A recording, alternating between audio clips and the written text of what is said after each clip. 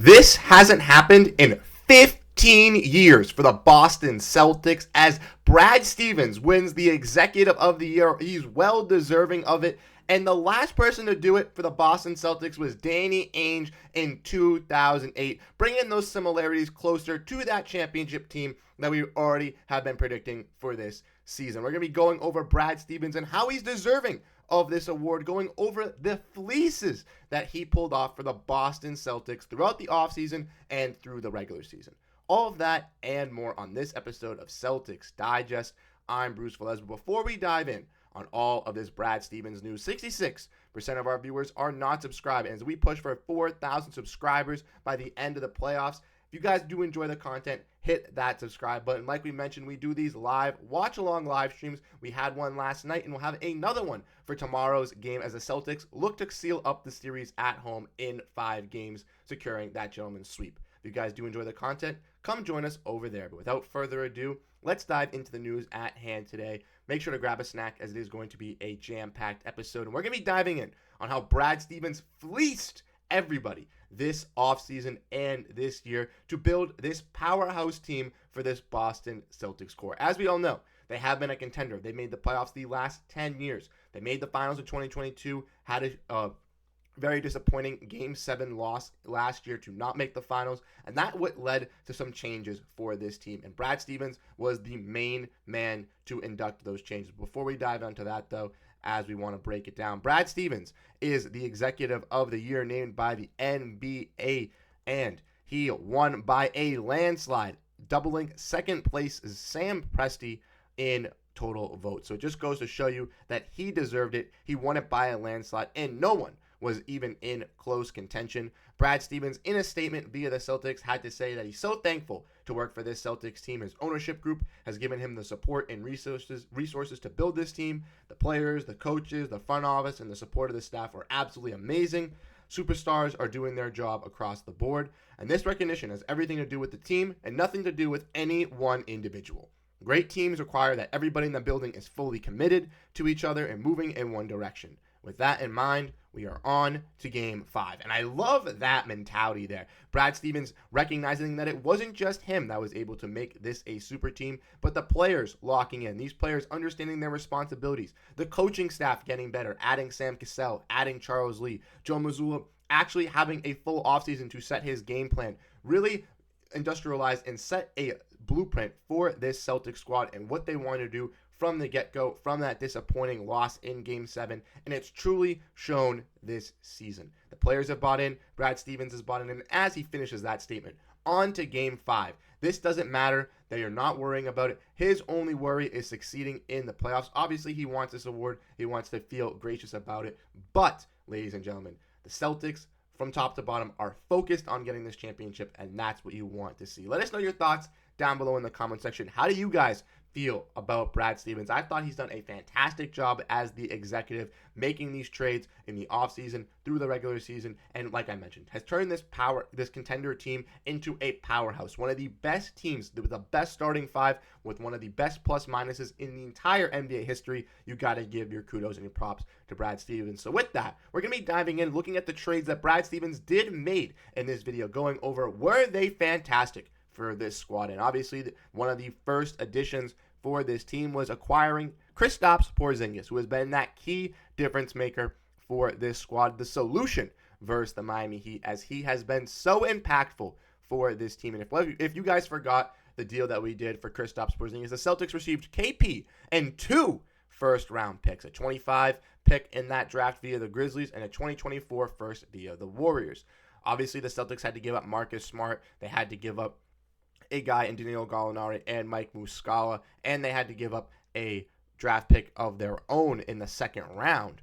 But the Boston Celtics were able to receive Kristaps Porzingis and 2 first-round picks. And Kristaps Porzingis, ladies and gentlemen, was the best player involved in this trade. Tyus Jones was solid with the Washington Wizards, but the Wizards did nothing. Marcus Smart obviously had his injuries with the Grizzlies, but Kristaps Porzingis coming in here was that big man, that center that the Celtics had been wanting for multiple years. And even though they tried to move off Malcolm Brogdon at first and it was unsuccessful due to his injury history, moving off Marcus Smart was a bad bullet to chew, but it helped out this team.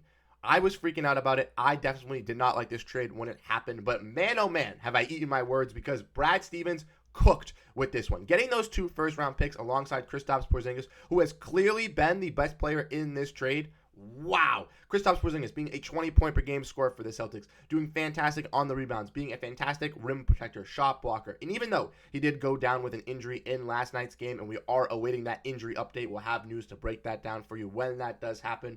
We are hoping for the best, and even though he's had his injuries here and there throughout the season, I think this trade was a W. It has helped out the Celtics, and they secured Kristaps Porzingis on a long-term extension. 3 years, $30 million, took a little bit of a pay cut. So bringing in Kristaps Porzingis to help this year, but also locking him up for the future and having that big man for the future is huge, especially with Kristaps Porzingis' utility of being such a big paint presence down low with the offense and defense, but also can stretch out and guard on the perimeter and also stretch out and hit that 3-ball. Let's not forget that he also extended Jaylen Brown in the offseason, which was huge as Jaylen Brown has taken off and transcended alongside Kristaps Porzingis with that cookies and cream duo.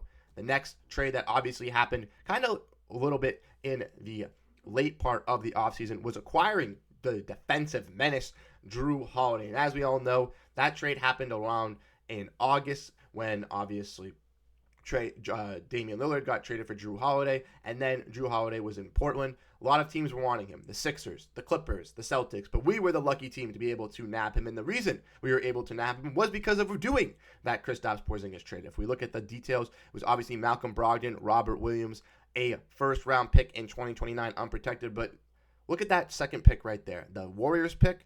Let's not forget that that pick was acquired in this Kristaps Porzingis deal. That trade helped out the Boston Celtics, able to nab a guy in Jrue Holiday, who's been huge, has been kind of quiet in the playoffs offensively, but defensively has been that fantastic defender, that lockdown guy, putting guys on an island, clamping up Tyler Hero, clamping up Jaime Jaquez, clamping up these other scoring guards for the Heat, but also in the regular season was so efficient, took that a role of being that 4th or 5th starter in the offensive side, but was not selfish at all and was very, very calming in taking his shot selection. Let's not forget that Jrue Holiday had a top 3 shot selection from 3-point range in efficiency this year and was the best corner shooter across the NBA, shooting at 66% at his highs and finishing the year at 60% from the corner. Absolutely fantastic from Jrue Holiday, taking that sacrificial role of being a fantastic shooter and scorer for this team, and has taken the limitations on the offensive side and has been a key impact. Obviously, Derrick White was supposed to be that guard, was supposed to be that transcending starting point guard, but with Jrue Holiday coming in, has taken that load off and helped out Derrick White, making this stock exchange a lot easier for Derrick White on both sides of the ball as well. And let's not forget that Jrue Holiday is also extended with the Boston Celtics on a 3-year extension as well, which is huge for this Boston, or 4-year extension, with this Boston Celtics team. He declined his player option, took a little bit of a pay cut as well to help out the Boston Celtics. And again, a nice veteran to have with this championship team. Already has that championship experience. And as he gets older, even though he's going to be on a bigger contract, the Celtics will still be able to utilize him for his offensive and playmaking side and also his fantastic defense. And let's not forget that even with the draft day, Brad Stevens traded back multiple times with that 35 pick to nab a guy in Jordan Walsh, who hasn't really been that great for the Celtics, hasn't really got that much playing time, but was excellent with the G League squad. And now as we dive in to the last part here, looking at the smaller but impactful deals, these are all with the help of doing that Jordan Walsh trade and trading back in the second round to nab Jordan Walsh, because the Celtics had him at 25 on their big board and they were able to nab him at pick 38. But by doing all those trade backs, they were able to secure some more second round picks to do more trades. We want to look at this trade at the trade deadline. If you guys don't forget, Xavier Tillman for Lamar Stevens and 2 second round picks. Both of those second round picks were acquired via the draft. So if we do not trade back for Jordan Walsh, we're not even able to have these picks to do these trades. And that was what Brad Stevens was saying in the offseason. Having these second round picks is going to help out tremendously. And Xavier Tillman is that Al Horford replacement. We've already mentioned that. If he can develop that 3-ball, he'll be absolutely fantastic. And again, the Celtics have his bird right, so they can go over the tax signing him next season. So Xavier Tillman will not be going anywhere.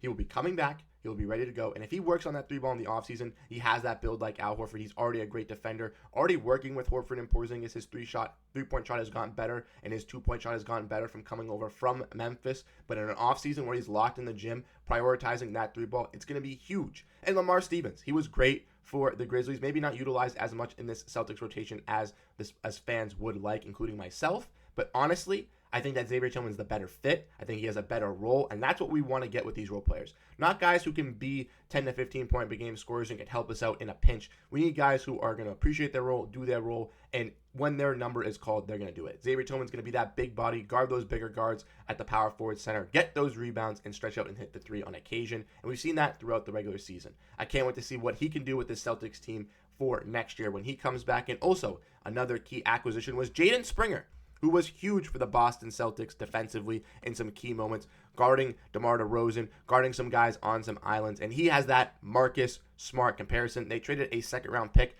to get Jaden Springer, but also got a second-round pick in return from Portland for basically trading Dalano Banton. So basically trading a 1-for-1, and Dalano Banton had some big games for Portland. A lot of people were frustrated that they got rid of him, but he was shooting 30 to 25 shots per night, scoring 25 to 30 points because Portland didn't have any guards and were just letting their guys hoop. So it's great that Banton got to work himself for another contract, but he was never going to be that guy. And he was brought in to be this defensive stopper, this defensive guard, that 6'8 guy. And truly, Jaden Springer is a better defender than Dalano Banton. Yes, Dalano Banton might be a better scorer, might be a better playmaker, might have a better shot than a guy like Jaden Springer. But again, for the role that he is needed for that defensive piece. And he can learn some stuff from Derrick White, can learn some stuff from Jrue Holiday. Had that experience with Charles Lee and with Sam Cassell over in Philadelphia. So the coach staffing already had some teetering with him. They like him. He has some great mentors and some great veterans that can mentor him. And I truly think he can develop to be that nice defensive, gritty guard and for the Celtics team for the future. And lastly, before we finish it off and say goodbye, obviously, as we all know, Neemias Queta, that 15th roster spot, all courtesy of Brad Stevens, brought him in. He had his big runs with that Western Conference road trip. I'm a big supporter of Neemias Queta. I actually think he can turn into that backup big, depending if Luke Kornet gets a big contract. Now with Porzingis being out, we're going to see Luke Kornet getting a lot more minutes. So who knows? He could have a big playoff game or two. Some team could throw him a backup center contract. He could be gone, and Neemias Queta and Xavier Tillman will be fighting for that backup big spot. So again, like I mentioned, Brad Stevens doing all these trades from Kristaps, Porzingis, to Jrue Holiday, to Jordan Walsh, to even the smaller deals, like Neemias Queta signing and Xavier Tillman and Jaden Springer, all effectively have made this team better, have all made this team have a better push. And with the new CBA, the new restrictions, having guys like Tillman and Springer already being young and knowing their role, bringing them in is huge, because then the Celtics don't have to go and evaluate and find those guys through the draft